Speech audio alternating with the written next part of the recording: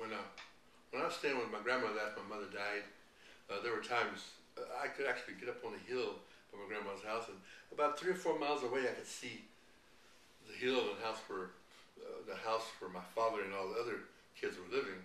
And I was always imagining, what they're doing and so forth.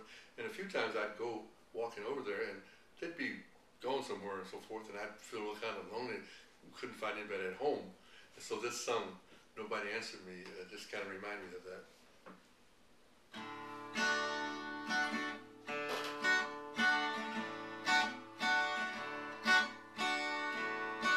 I wandered again to my old cabin home, and I called for the loved ones I wanted to see. Then I waited the voice that would bid me come in, but nobody answered me. I called and I called, but nobody answered. I searched everywhere, but no one could I see. Then I knocked on the door like I oft had before, but nobody answered me. I looked here and there,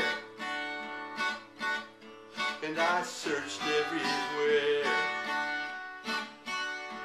I called out, "Oh mother, where can you be?" I called and I called, but alas they had gone, and nobody answered me. Then my thoughts all turned back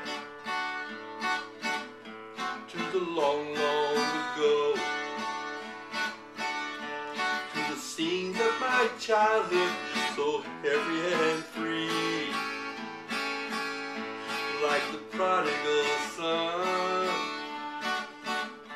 I had wandered back home, but nobody answered me. I called and I called, but nobody answered.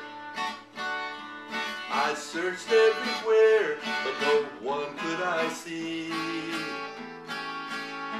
Then I knocked on the door, as I oft had before, but nobody answered me. Then I turned away from that dear little home, from the place that perhaps never more will I see. And as I turned to go, I called out once more, but nobody answered me. I called and I called, but nobody answered. I searched everywhere, but no one could I see. Then I knocked on the door like I oft had before,